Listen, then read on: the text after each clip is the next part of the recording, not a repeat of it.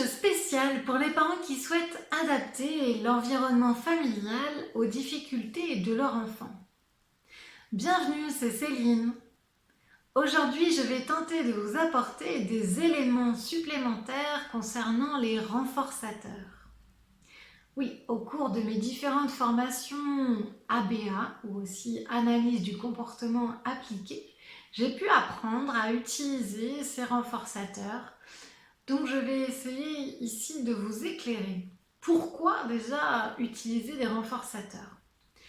C'est tout simple. En fait, les conséquences d'un comportement vont influencer ce comportement par le futur. Par exemple, votre enfant ne reste pas assis. Un jour, il va s'asseoir. Tout de suite, vous allez lui donner un renforçateur positif en disant « Ouais, super, c'est bien, t'es assis, bravo !»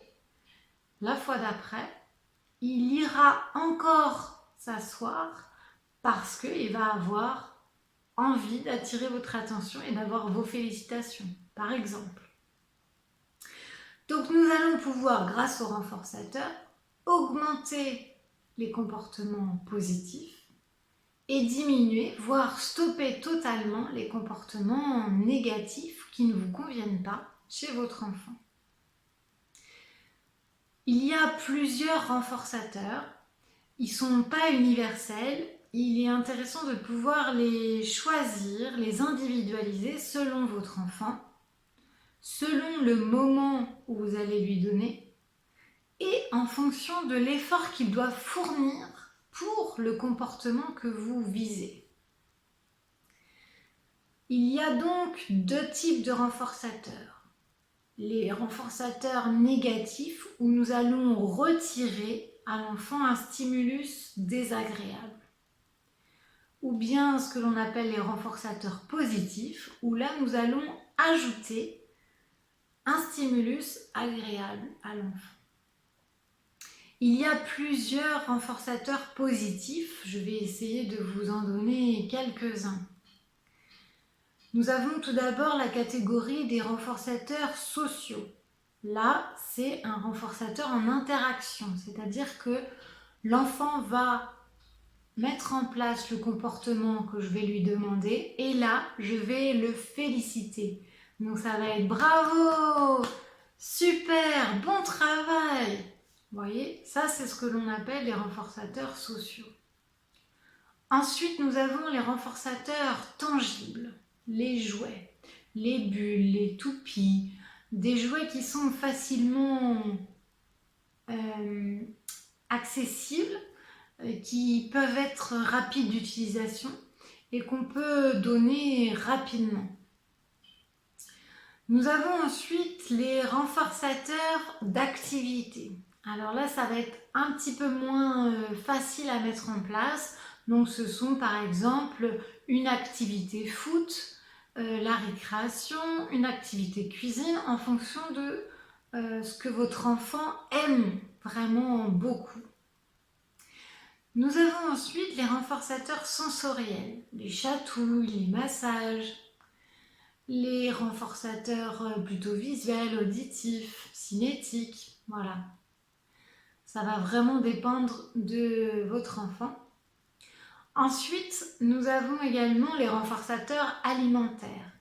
Alors là, je ne vous cache pas que ce sont des renforçateurs que j'utilise très sporadiquement et à des moments un peu stratégiques. Voilà. Parce que les renforçateurs alimentaires vont être davantage réclamés par l'enfant par la suite. D'ailleurs, un renforçateur, il est très important d'une part de limiter son accès en dehors du comportement demandé. Donc pour reprendre l'exemple de votre enfant qui doit être assis, si vous lui demandez de s'asseoir et qu'à ce moment-là vous lui donnez par exemple les bulles, il va être important qu'il n'ait pas du tout accès aux bulles au cours de la journée pour autre chose, d'accord?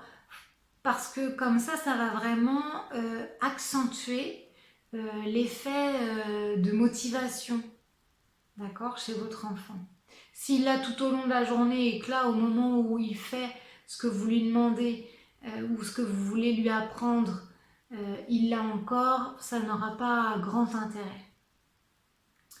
Ensuite, il va être important d'estomper vos renforçateurs. C'est-à-dire qu'un renforçateur a pour finalité de ne pas rester.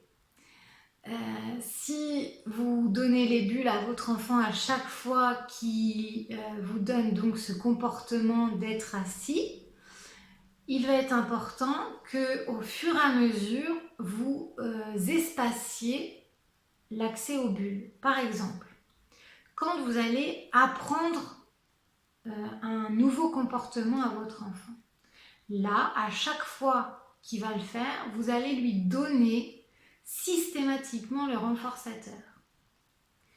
Puis, au fur et à mesure de l'apprentissage, vous allez tout simplement espacer le renforçateur. C'est-à-dire qu'au départ, vous allez lui donner à chaque fois qu'il va s'asseoir, vous allez lui faire des bulles. Puis ensuite, ça sera une fois sur 2. Puis une fois sur 3, puis une fois sur 4. Vous voyez, le principe d'estompage est celui-là. Jusqu'à complètement disparaître quand le comportement sera acquis et qu'il n'y aura plus besoin de venir renforcer ce comportement.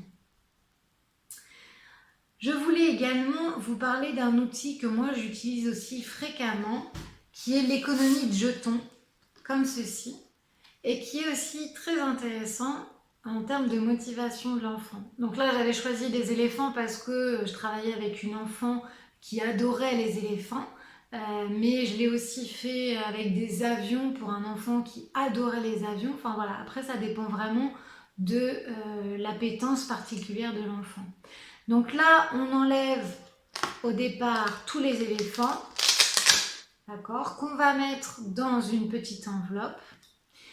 Et quand l'enfant aura réalisé le comportement souhaité, nous lui apportons l'enveloppe, il choisit un éléphant de couleur et il vient le déposer sur l'économie de jetons.